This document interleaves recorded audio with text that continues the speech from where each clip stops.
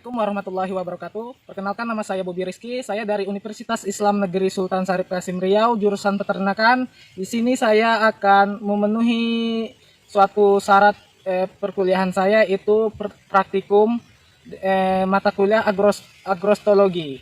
Di sini saya akan memperkenalkan jenis-jenis pakan. Yaitu di sini saya akan mengangkat tema yaitu pada rumput gajah dan daun kelor. Itu rumput gajah sebagai hijauan dan daun kelor sebagai leguminosa.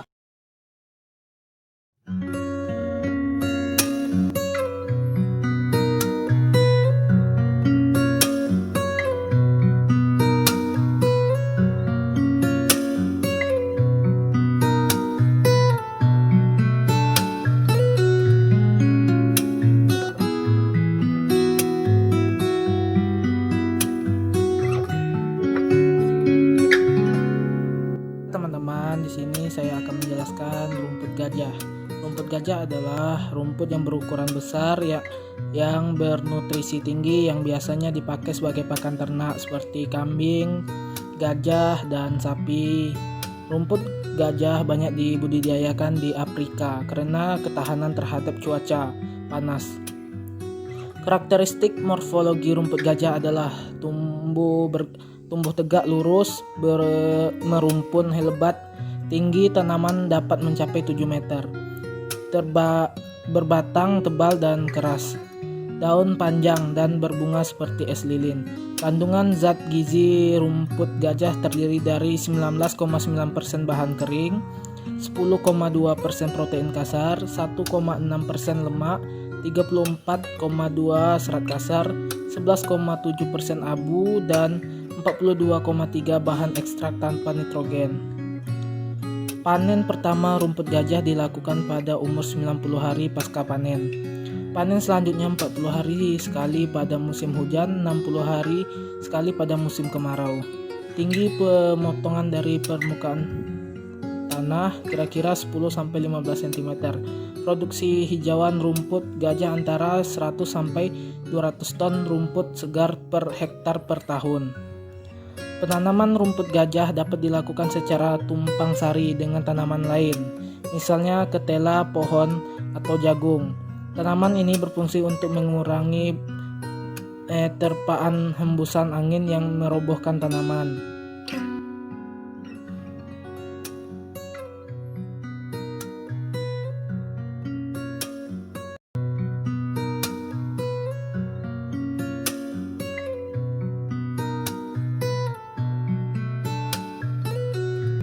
Penanaman rumput gajah sangat mudah, hanya dengan menambahkan batangnya dengan sudut tanam 45 derajat dengan panjang 3-5 ruas. Setiap ruas akan muncul daun baru. Selain itu, tanaman ini juga cepat menyebar ke samping menjadi rumpun.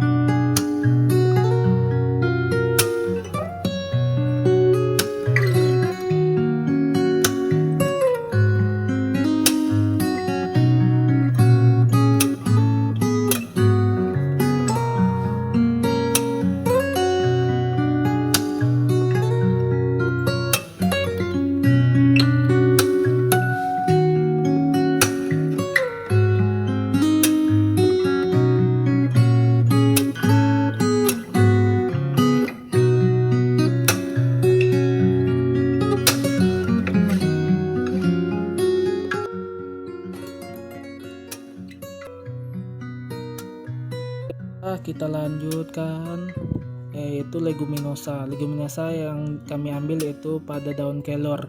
Kelor adalah tanaman yang bisa tumbuh dengan cepat, berumur panjang, berbunga sepanjang tahun, dan tahan kondisi ekstrim. Tanaman ini berasal dari daerah tropis dan subtropis di Asia Selatan.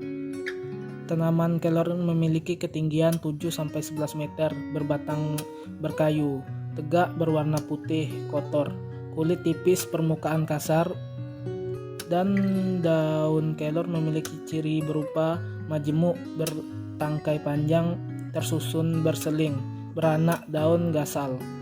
Helai daun saat muda berwarna hijau muda, buah berbentuk panjang persegi 3, panjang 20-60 cm, buah muda berwarna hijau, setelah tua menjadi coklat. Perbanyakan bisa secara generatif biji maupun vegetatif stek batang. Pohon kelor ini tumbuh di dataran rendah maupun dataran tinggi sampai di ketinggian 1000 meter di permukaan laut. Banyak ditanam sebagai tapal batas atau pagar di halaman rumah atau ladang. Daun kelor untuk ternak dapat dimanfaatkan sebagai salah satu hijauan pakan ternak. Hal ini karena daun kelor memiliki nilai gizi yang cukup tinggi untuk dikonsumsi oleh ternak. Protein dari daun kelor adalah sebesar 26% dari bahan kering. Jumlah tersebut merupakan cukup tinggi kalau dijadikan sebagai pakan ternak. Akan tetapi, setelah banyak diteliti, daun kelor ternyata dapat memberikan manfaat untuk cakupan yang luas, tidak hanya dalam peternakan, melainkan meluas sampai di bidang kesehatan maupun kecantikan.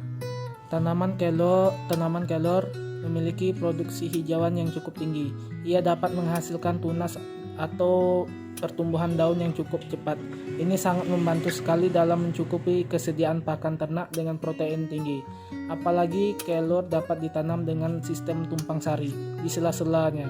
Dapat ditanami tanaman lain untuk meningkatkan pendapatan. Akan tetapi, kalau ternyata kelor memberikan keuntungan yang lebih baik untuk bidang kesehatan, maka petani dan peternak akan lebih memilihnya daripada menggunakan hanya sebagai pakan ternak. Banyak sekali penelitian yang bertemakan tentang daun kelor ini.